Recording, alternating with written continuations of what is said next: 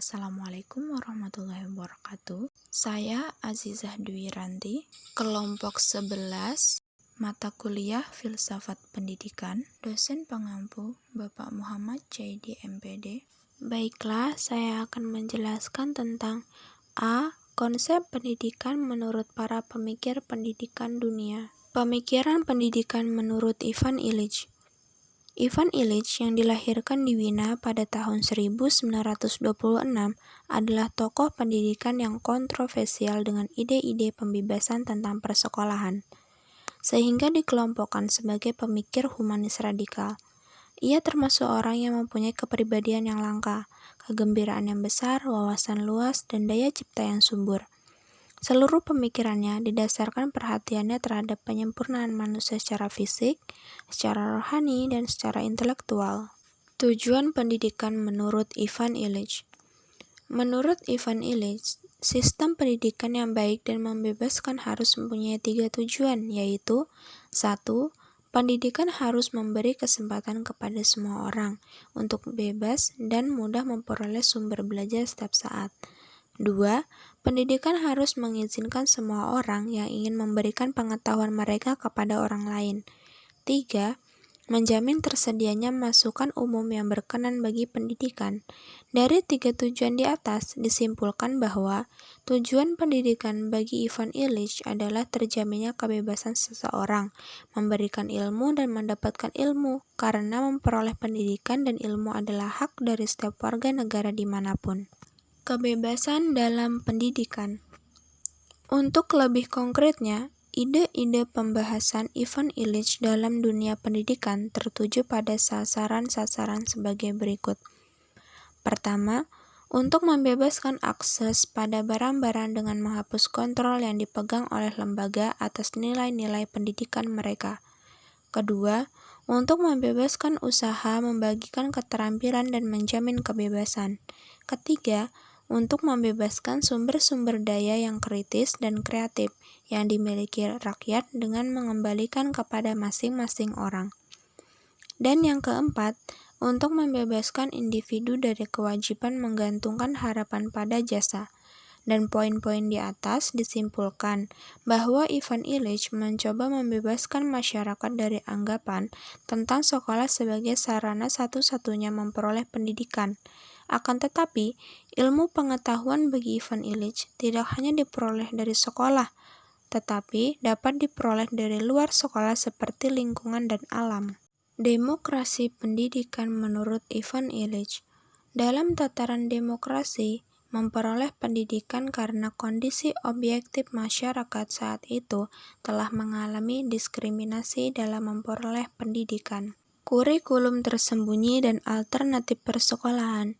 Ivan Illich menamakan struktur ini dengan kurikulum tersembunyi dalam persekolahan, karena ia menjadi kerangka kerja di mana segala perubahan atas kurikulum dibuat, dan harus dimengerti dengan jelas bahwa kurikulum tersembunyi menerjemahkan belajar dari kegiatan, dan sekolah memiliki sebuah struktur di mana struktur itu mengisyaratkan pesan bahwa individu tidak bisa menyiapkan diri untuk hidup di masa dewasa dalam masyarakat tanpa melalui sekolah. B. Konsep pendidikan menurut Paulo Freire. Pemikiran pendidikan menurut Paulo Freire. Paulo Freire seorang tokoh pendidikan multikultural.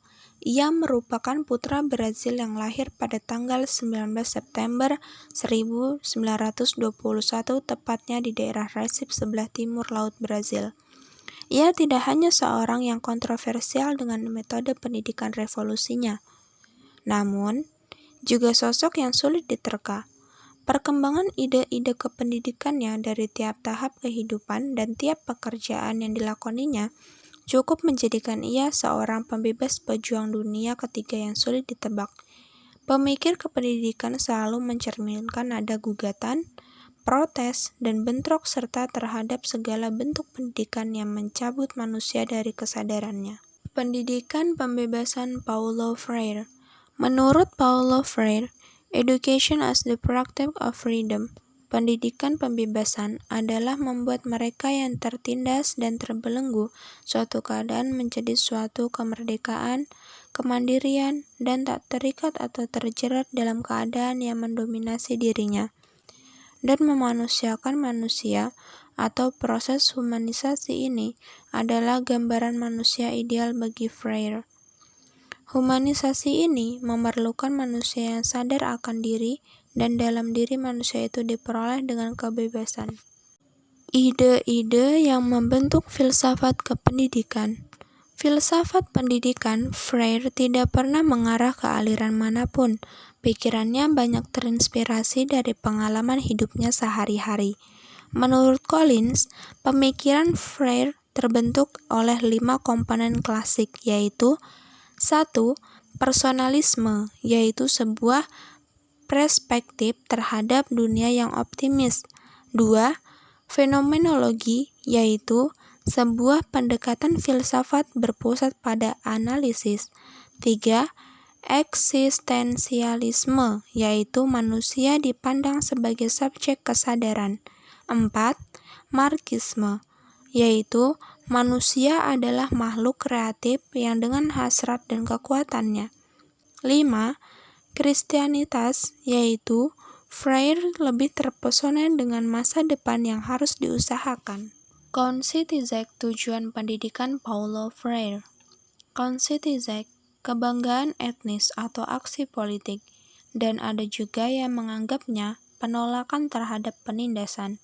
Freire menggagas gerakan penyadaran Kontzitzek sebagai usaha membebaskan manusia dari keterbelakangan dan kebodohan yang bisa selalu menakutkan. Kebebasan atau liberation. Pembebasan memiliki indikasi sebagai berikut. A. Optimisme, yaitu sikap optimis. B. Resisten, yaitu karakter manusia yang paling dasar. C. Kritis, yaitu sikap kritis. Dengan penyadaran konsientes, inilah mengubah kondisi sosial manusia yang tertindas supaya manusia tidak terjebak dengan sistem yang menindas. Untuk itu, berpikir kritis dan bertindak adalah kekuatan yang harus diusahakan terus, jangan sampai padam. Sekian dari saya, terima kasih atas perhatian dan partisipasinya.